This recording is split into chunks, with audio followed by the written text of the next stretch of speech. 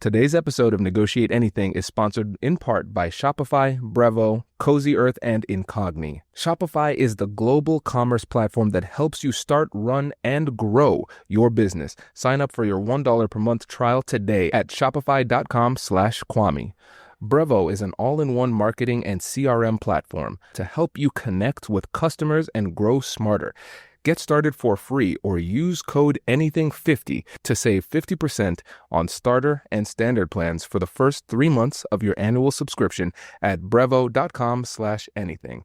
Cozy Earth makes everyday comfort feel like a real upgrade. From unbelievably soft sleepwear to plush blankets, go to cozyearth.com and use the code Kwame for up to 20% off, and you'll get a post-purchase survey. Make sure you mention you heard about it here.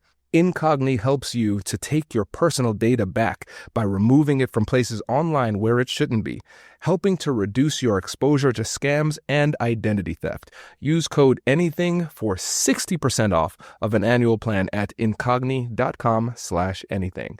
As always, you can find all of these deals in the show notes.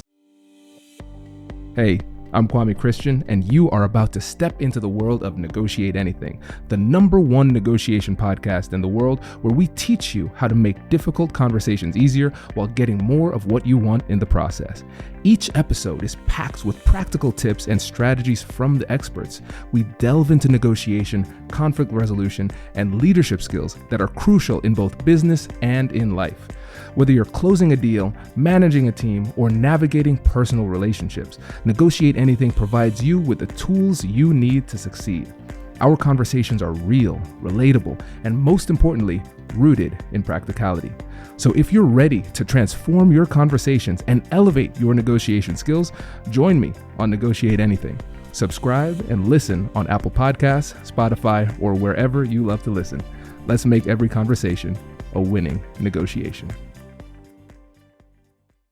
Amy, thanks for joining us today. Hi, Kwame. I'm excited to hang out. Yes, likewise, my friend. So how about you get us started by telling us a little bit about yourself and what you do? Yeah, so I work as a life coach and hypnotherapist. I work in women's leadership, specifically in the area of difficult conversations, which I know you are quite familiar with. I tend to discuss that more in an interpersonal framework and how that is related to certain unwanted behaviors like obsession around what other people think, constant rumination, self-doubt, perfectionism, people-pleasing. Those are usually kind of the places it hurts. But when we excavate behind that, almost always the root cause or the root issue is around a sense of self-worth and believing that your voice actually matters or that your desires deserve to come to fruition. So a lot of the stuff around how do I ask for a divorce with grace and kindness, or how do I ask an adult child to move out of the house with compassion? In my instance, how do I tell my family that I don't subscribe to the faith traditions I was raised in? So a lot of the stuff that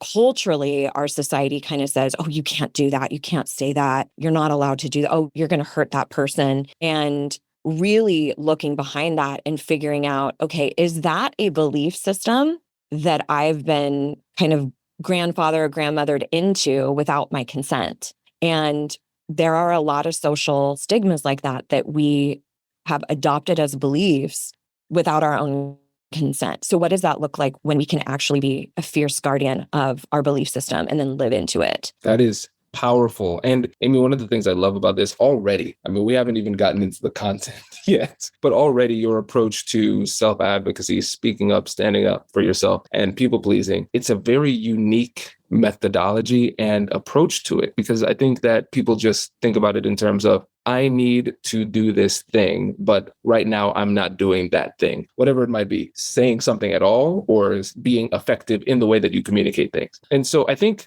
a great place for us to start is with definitions. And so with people pleasing, how would you define that? Yeah, so I find that a lot of times folks will say, I don't identify with this people-pleasing moniker, because so often we think that it's somebody who is maybe really shy and weak and maybe a sort of a repressed posture. Maybe they are the wallflower. And I think that's a really myopic view of what people-pleasing is. I think that the way I describe it is anytime you are so heavily invested in the opinions of other people that you shapeshift or you alter who you are in some way at a cost to you.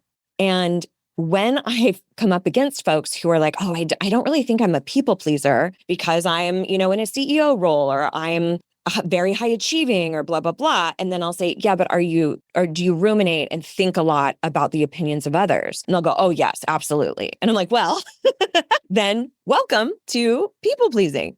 So one of the things, though, that I think is really, really important to delineate here is that people pleasing is not necessarily always a bad thing. In fact, it's rooted in our primitive defense mechanisms. So if you are familiar with the fight, flight, freeze defense stress response, there's sort of a newer one that we've been exploring kind of in the psychological community around fawning. And the idea behind fawning in the face of an aggressor or a captor is to placate. So if we're talking primitively, if it's a cougar or a lion coming after you, to fawn in the face of that fear would be, here, kitty, kitty, kitty, go get that food over there, right? Something where you are trying to placate that particular threat. So we do the same thing now in situations where we feel threatened. And many people can look back to their family of origins. Maybe there was a volatile caregiver that you learned, like, okay, if I walk on eggshells, if I always make sure they're okay, then I can stay safe. And so we create this positive association with people pleasing equating safety. And I think you might appreciate this story. So many, many years ago, I was being interviewed on a podcast by a Black woman. And she asked me, she said, oh, well, I just had a baby. And while I was in the hospital, I really made sure to make friends with all of the staff, be as sweet as I possibly could, because I know that Black women are often not treated the best in birth situations. And statistically, we know that, right? That of the developed nations, we have the highest mortality rate for women giving birth, and it's exponentially worse for women of color, specifically Black women. So we were having this conversation, and I said, I don't think that behavior that you employed was one of you outsourcing your self-worth, but rather you using that as a tactic to stay safe. And I think that's a huge piece of nuance that we have to address when we talk about people pleasing.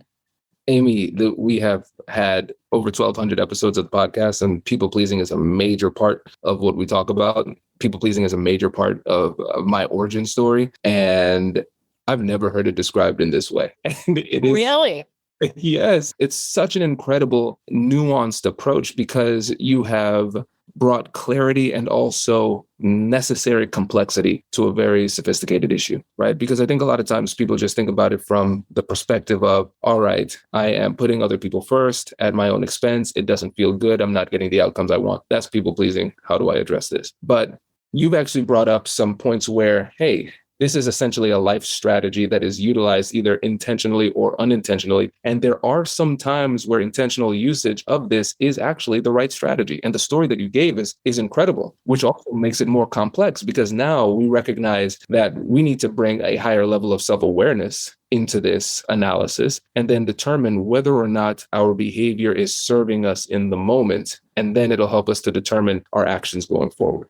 Yeah. And it's also directly analogous to what we talk about related to work and what you primarily focus in the corporate arena, right? So there are many instances where we have to placate or acquiesce in some way in order to get our needs met. So I think the big question to be asking yourself when you're finding that you are self-sacrificing and it feels as though there's a cost, is to check in with yourself and say, am I acquiescing to this person because I need them to love me or approve of me for my own self-worth? Or am I doing this because I need a promotion or I need this deal to go through?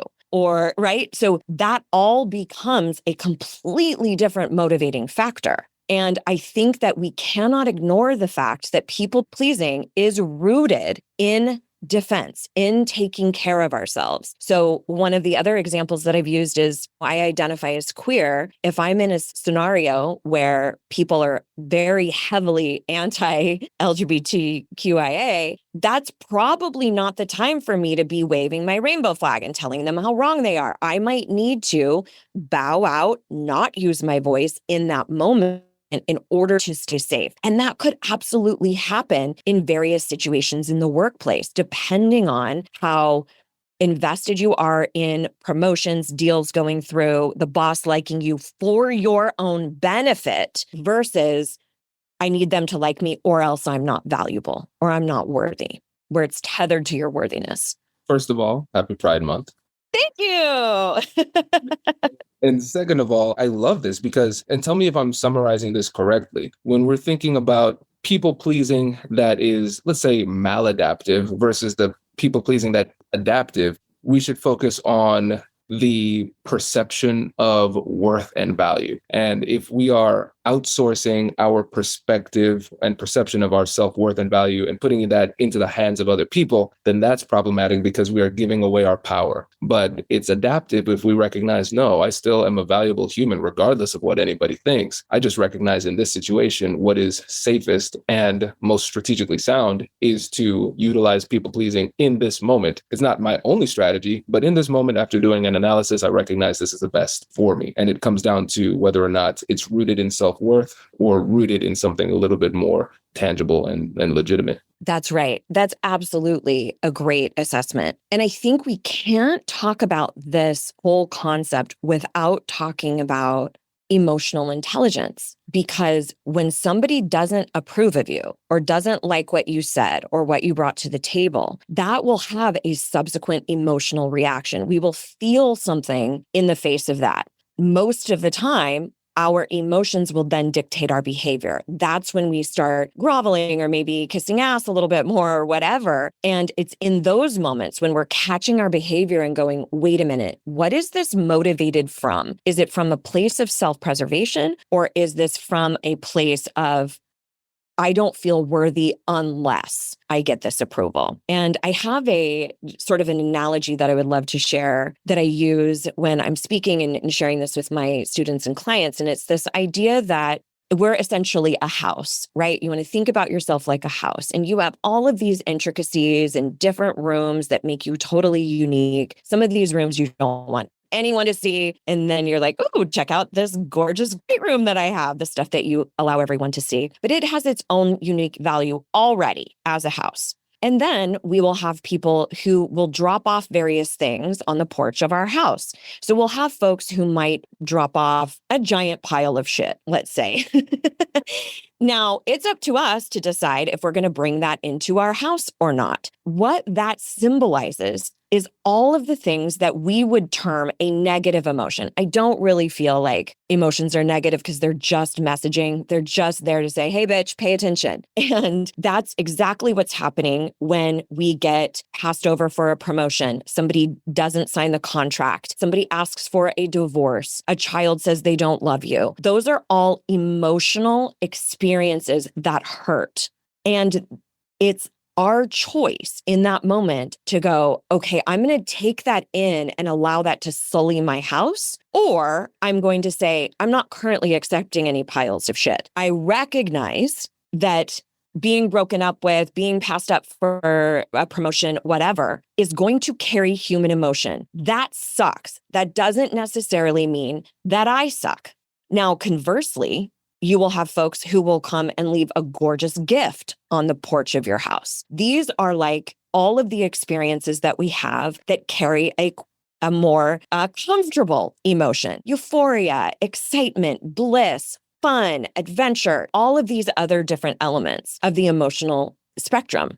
You get to decide, oh, okay, Amy left this gorgeous vase on the porch of my house. I'm going to bring this inside. It makes me feel good. The message from that emotion is more of this, please. However, neither one of those things, the shit or the gorgeous gift, have any bearing on the value of the house. They're simply human experiences that carry human emotion. None of that has anything to do with your worth or your value. So one of the things that you can do is when you are feeling those emotions of rejection or betrayal or sadness or whatever, is to ask yourself, am I conflating this with my worth as a person? Or am I allowing it to just be painful? Because I think so much of that emotional intelligence and acuity informs how we choose to behave, how much we put others before ourselves, how much we're willing to work 90 hours before we say, hey, I'm a little overwhelmed over here, right? So I think we have to pick apart sometimes that emotional message that's coming through in order for us to figure out, how is my behavior being motivated? Hello, my friends. Before we get back to today's episode, I want to ask you a question. Have you ever wondered how to elevate your team's negotiation game and how you can help the folks on your team have better, difficult conversations? At the American Negotiation Institute, we offer transformative keynotes and workshops tailored to empower professionals with top-tier negotiation and conflict resolution skills. Whether it's a keynote for your next event or hands-on training for your team, we've got you covered. Don't just negotiate. Master the art with the American Negotiation Institute. Click the link in the description to find out more. Elevate, negotiate, and succeed. Here's a quick warning for everyone listening. Scams and identity theft usually don't start with some genius hacker. Most of the time, it's just because your personal data is so easy to find online. I'm talking about people search sites, shady directories, and places where anyone can pull up your address, phone number, and even your relatives' info. And then they use that leverage to impersonate you or target your family, and that's how these scams usually work. That's why I've been using Incogni. Instead of you spending hundreds of hours manually trying to opt out of these sites yourself, Incogni just automates the whole thing. They act as your proxy, taking down your data and demanding its removal from databases you've probably never heard of. And the thing is, this isn't just a one-time fix. Data has a way of popping back up, so Incogni continuously monitors these sites in the background to make sure your information stays deleted. I personally recommend the Family Unlimited plan. It's the best way for you to cover your entire household. It includes custom removals, so if you ever find a specific page exposing your family's info, you just send Incogni the link and their privacy experts handle the manual takedown for you. You can get your data back risk-free with Incogni's 30-day money-back guarantee. And if you use the code ANYTHING at incogni.com/anything, you'll get 60% off an annual plan. Again, that's incogni.com/anything. Code ANYTHING. Picture this. It's late at night, you're scrolling, and you finally find the thing that you've been looking for. You add it to your cart, you hit checkout, and then you realize you don't remember your login, your password, or where your card even is. And that's when you see it, that iconic purple Shop Pay button. One tap and checkout is instantly easier. But the bigger story is that Shop Pay is actually powered by Shopify, the commerce platform behind millions of businesses all around the world and 10% of all e-commerce in the United States. Shopify helps entrepreneurs to build beautiful stores with ready-to-use templates, get the word out with easy email and social campaigns, and manage everything in one place, from inventory to payments to analytics. See fewer carts go abandoned and more sales go with Spotify and their Shop Pay button. Sign up for your $1 per month trial today at shopify.com/Kwame. Go to shopify.com/Kwame. That's shopify.com/Kwame. This is great. And I love this metaphor that makes it really tangible, because you're right. If we think of ourselves as a house and people are bringing things to our doorstep, we have a choice, but That's the right. value is what it is. And when we think about it, the thoughts that originate from our minds or from other people's minds, they are just that. They're thoughts.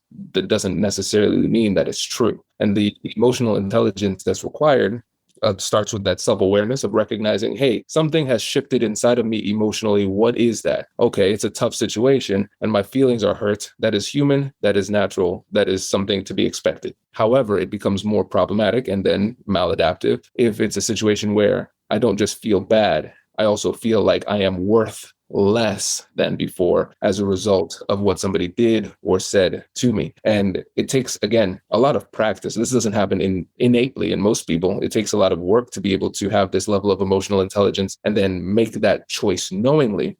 But once you do, it's actually really quite empowering. And tell me this, Amy, let's see how far we can push this metaphor. So Okay. if we think about it in terms of our house being us having value, and the value of our house isn't dictated by what people leave on our porch, that means we determine the value that we bring. And if we work on ourselves, we can improve the value of our house. And then I think as we improve the value of our house, which is our perception of self-worth, then I think it makes us less tolerant of the trash that people leave on our doorstep. It's like, hey, this is a nice house. Don't bring that trash here. And I think when we think about it that way, perhaps the people-pleasing or placating behavior isn't so much of a skills issue as it is a mindset and self-worth issue. And if we start thinking of ourselves differently, it might be easier for us to set those boundaries because we just say, hey, I value myself, and as a result, I will not tolerate this. 100%. In fact, I call this your bullshit tolerance getting really, really, really, really low. So it is incredibly obvious to me too, when I work with women over a long period of time. In fact, I have one student who, when she first came to work with me, she said, my goal is to get my husband to love me. And I said, well, first of all, I don't do that because I can't control him. I have nothing to do with him. Here's what I can do. I can help you get to a place where you are so bolstered and resolute in your own worth that your decisions around your marriage will be so much clearer. And that's exactly what we did. And she was on board with it. She was unfortunately in a situation where he was telling her that everything was her fault. It was really quite egregious. But now, flash forward a couple of years, she is very happily divorced, thriving in her dating life, pursuing all sorts of different continued education, and just genuinely, she's effervescent. Like the radiance that comes off of her because her worth is just not questionable anymore. And she gets to hold the key to that. No, she's not given the key to that house to anybody else. And it's really remarkable to watch. But I think what happens too, when you start really anchoring into that sense of, I am deserving of the life that I want, I matter, I'm worthy, then you start really seeing other people's behavior through a completely different lens. So instead of feeling like, oh my God, they're mad at me, you go, oh, wow, they're really projecting, or I think that's something going on with them, or let me evaluate. Am I at peace with how I showed up? Yeah, I actually am. I'm going to allow that to be theirs. And it doesn't mean it doesn't carry hurt or pain. It just means that you're really, really fucking clear that that's not your mess to clean up. And that element of what's my responsibility and what isn't dramatically changes. And then you also, and I'm sure you can attest to this as well, you really kind of only have magical human beings around you. You have people who are constantly depositing into your energetic bank account and you're depositing into theirs, so that when somebody does need some support, there's just this reservoir of emotional funds, of karmic cash, if you will. So yeah, I 100% concur.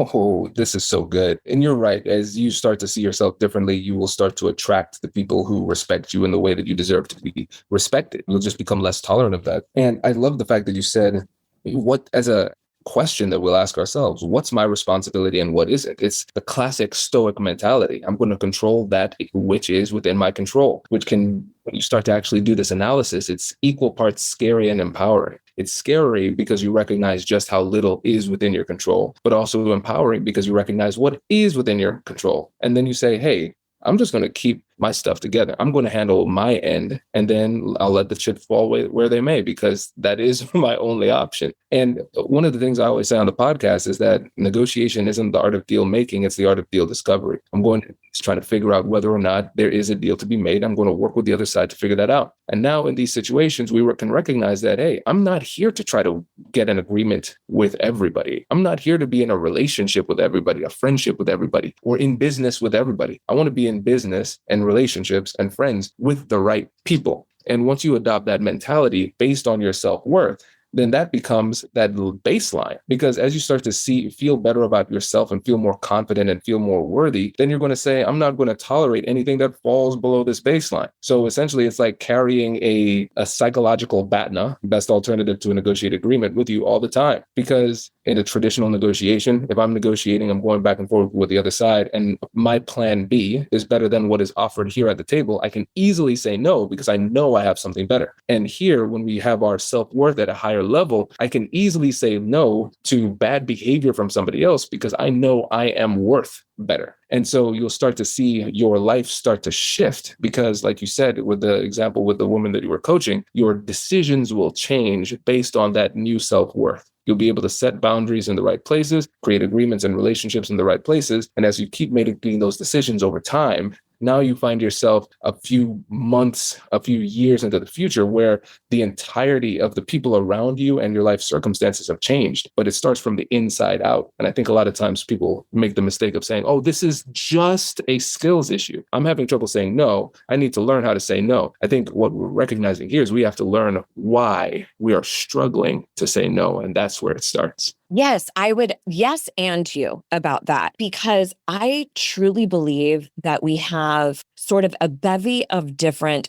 entry points that can help lead us to changing our beliefs about our own worth and our own enoughness. So sometimes that entry point is behavioral, where we watch ourselves do something like be offended around a coworker, something that they said, and then you didn't say anything. And then you're going home ruminating on that situation. Like, why didn't I say anything? Why do I, right? So we can tackle it with actual skill set, like you mentioned, which through time, through that behavior starts to feed into the mind and into the subconscious that we do believe that we are worthy. I'd say that's far more infrequent that folks can go straight behavior.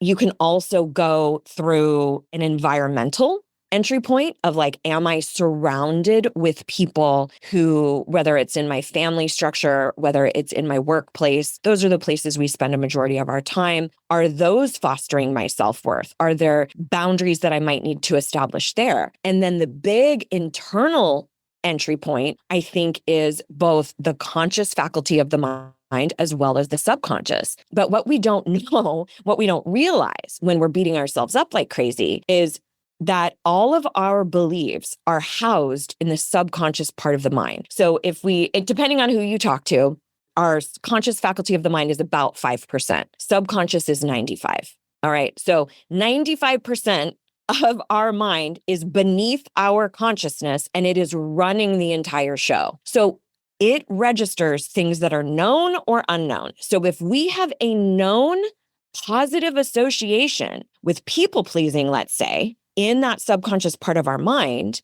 that will supersede, that'll be sort of the ace card against everything else. So when you're going like, why can't I just say, hey, I don't share that opinion, or wow, that I actually found that kind of offensive. I'd appreciate it if you, like, why can't I say that? I know that's how please be compassionate with yourself, because there's an entire part of your mind that goes, oh yeah, remember when dad got really violent, or remember when grandma would yell and scream? It's safer to placate. So reminding yourself like, oh, okay, it's ingrained in my subconscious mind right now. That's why. And I need to start changing this. So that's one of the reasons why in the work that I do, we target stuff both consciously and subconsciously. We work with a lot of hypnotic modality. And then we also look at some of the behavioral stuff. What are you doing? Can we start to change your actual behavior, that skill? And then what's your environment like? Who are you surrounded with? Because a lot of those things, even if we don't have the clouds parting going, oh my gosh, I am worthy,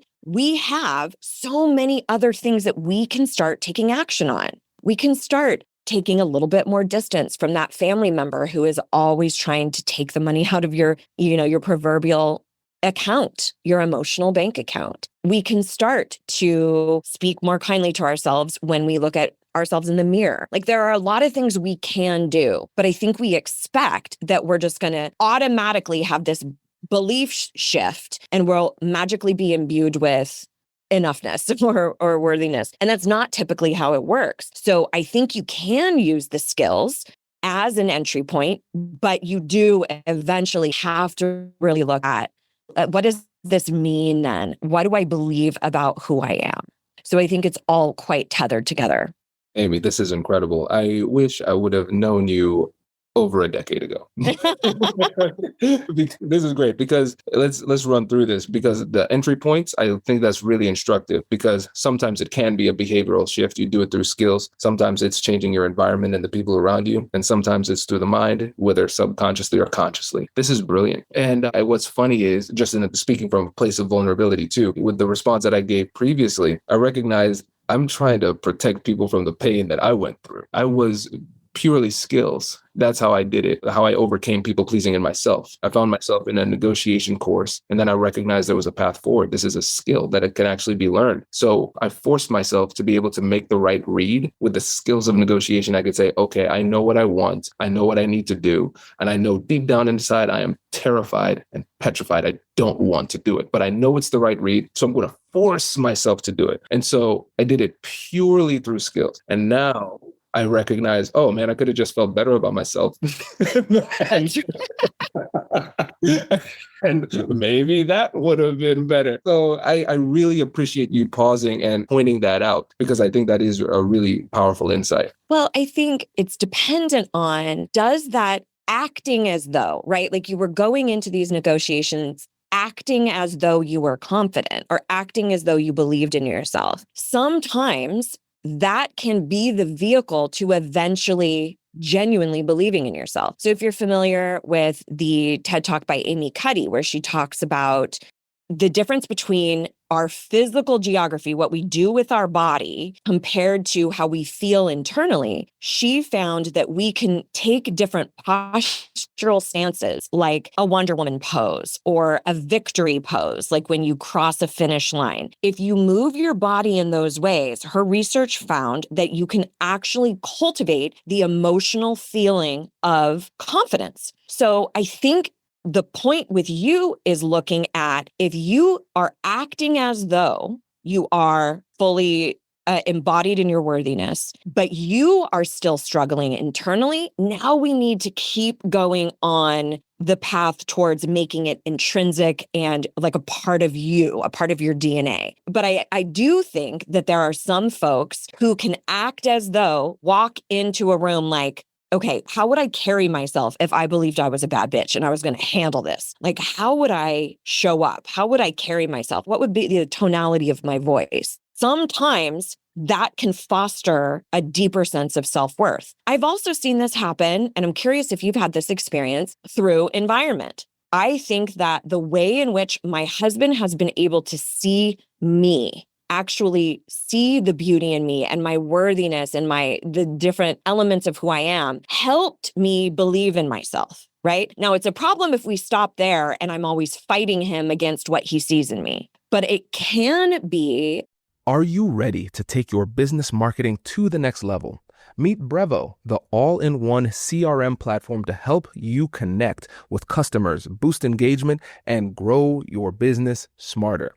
With Brevo, you can manage all of your customer interactions in one place, nurture leads with their built-in CRM, reach your audience through email and SMS, and keep them coming back with powerful automations. But here's where it gets really exciting.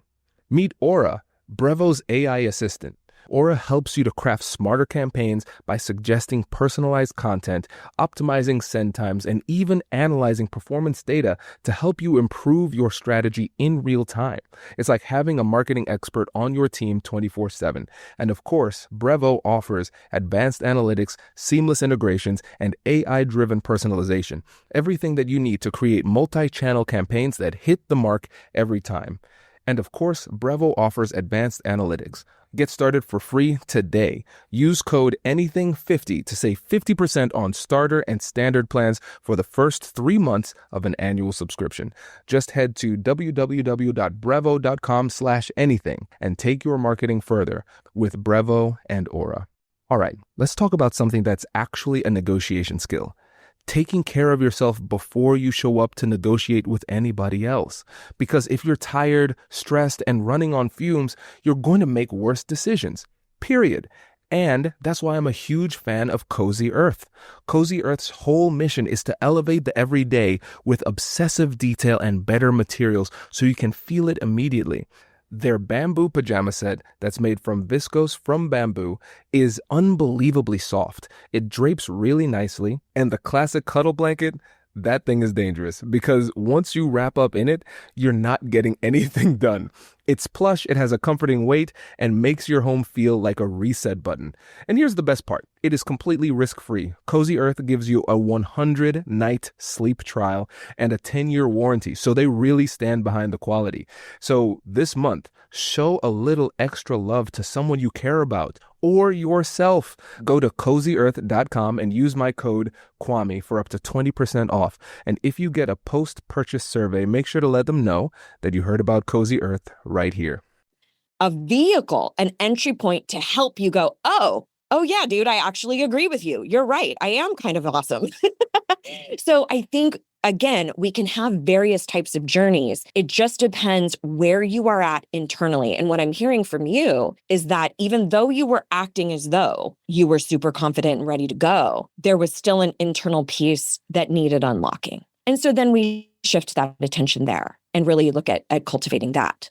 You are spot on. And I love the example you gave with your husband. I call it borrowed confidence. Yes. I want as much as possible to surround myself with people who are positive, forward thinking, improving themselves, trying to improve their community, their careers, and their families, et cetera. And so I owe a lot of my success to my mentors. And of course, my family, of course, but mentorship post-college was really helpful. And so what they would always say is they would make it clear, I believe in you. I know you can do this. You have a lot of potential in you. And I was saying to myself, man, I don't see it. I certainly don't feel it. But you're super smart and you're usually right. And you're making a big call on me. Mm-hmm. So I say, hey, Kwame, do you respect this person? Do you think they're smart? Well, they're looking at you with their years of experience and saying that you got it. And multiple people are saying that too. Believe in them the way that, and their belief in you. And so once I started to say, listen, I'm going to have confidence in their call. And I'm going to start taking action as if they're right. And then I started to develop my own confidence in myself that was equal or greater than what they had in me too. So yeah, that borrowed confidence was massively helpful for me as I grew. I think you're also referring to something that I think so many people experience, and I call it the belief that we are uniquely broken. That you consume these podcasts or you read these books about people, or maybe even the anecdote that you hear about my client, and you listen to this stuff and you go, yeah, but not me. But I am actually not enough. I am actually damaged or broken uniquely, right? It's an exceptionalism. And I love to tell my clients who are in the medical field, I'm like, you are not exempt from the science, doctor, because you too can change those neural pathways in the brain, right? Whether we're talking about it from a mind concept or we're talking about it from like a neuroscience standpoint, we know that beliefs are malleable. They're not necessarily facts. They're not necessarily truth. They are a feeling of certainty. That is something that we can alter and change. So if you have a feeling of certainty that you are not enough, that does not make it a fact at all. Right? If I were to say, like, what makes somebody enough, it's going to be a sliding scale for every person. We're going to have a different rubric completely. So I think recognizing that, okay, I feel uniquely broken, and that's how we all feel, meaning that I'm not uniquely broken. But I also think it's incredibly important that we normalize that and that we understand that there's part of it that's societal. There's part of it that is our ancestry as humans. There's stuff that is informed by your lived experience. We have a culture that really grades people and divides up your enoughness, right? Like straight is better than queer, thin better than fat. I mean, any area of marginalized identity. we already have this perspective of, I have to fight harder for my worth. So that is not in your fucking head. That is a part of our social makeup. So I feel like in the face of oppression, regardless of your intersection of marginalized identities, what a fuck you to oppression to say, I'm going to still love who I am. I'm going to take up space and I'm going to fight for my own happiness. Wow. Like, when you feel like you can't do it for yourself, do it for the revolution. I love this. Amy, I could talk to you about this forever. And I think there might be some revolutionaries who are saying, man, you know what would be great? I wish there was some kind of mastermind program led by some badass woman who could help me to overcome the challenges that I'm experiencing. Out of curiosity, are you familiar with any such program? Oh, well, Kwame, I'm so glad you asked. Yeah, so I have a really in-depth, rich program that I take a very small group of women through. It's usually roughly about 8 women, and it spans over 9 months. So and it's part of my belief structure that I really feel like change happens over time when it's being cultivated and nurtured over a decent period of time. I have a larger container. And I will say that a majority of the women that I work with will have a place where it, quote, hurts, right? Like it hurts in my marriage, hurts in my career. I tend to attract a lot of folks in the medical field, I think because there's a lot of boundaries to be had, but it usually hurts in the area of self-sacrifice, extreme burnout, fatigue, feeling like you're the last person on your to-do list. And also a series of behaviors like people-pleasing, perfectionism, self-doubt that are just ruling over your life, all the while looking like you have your shit on lockdown, right? Like you've got the degrees, you are high achieving, you've got all the ducks in the row that people would go, how on earth are you not totally in love with yourself? Like you seem amazing. Meanwhile, you're struggling with that idea that, no, I think I am actually uniquely broken. I think it doesn't apply to me. I think it doesn't work for me. So if that is you, hey, give me a call because that is exactly how I serve and how I operate. So the great, exciting thing about this too, this program, it's called Worthy. Again, it's opening up for registration in September of 2024. And it's bookended by 2 in-person all-inclusive retreats. So when you sign up for the entirety of the program, those 2 super growth-filled vacations will be on the docket for you and handled for you as well. So come hang out, get to know me and my work. You can find me over at amygreensmith.com. Just click the Worthy link, and all of those names are spelled the very basic bitch way. I don't have any exciting name spellings, just Amy Greensmith, and you can find everything that you need to know about that. And if you happen to be listening to this when it's not in open enrollment, I do also take individuals through it in a one-on-one container as well with the same exact curriculum. So hit me up. Incredible. Amy, thank you so much for joining us. Really appreciate it. Oh, I had a blast. I felt like we could talk forever as well. Wait. Now, before you sign off, I have something to tell you that I've never told you before. Just kidding. I've told you before, but you should listen to it again. I want you to know about Negotiate Anything Premium. Imagine all of the things that you love about our traditional feed, plus so much more. I know you like our traditional feed because you're at the end of the episode. And with Negotiate Anything Premium, you'll get more bonus content you've been asking for, more of the expert insights that you can't get anywhere else, and more exclusive behind-the-scenes access into every conversation. Are you ready to get more of what you want out of your life, career, and every conversation?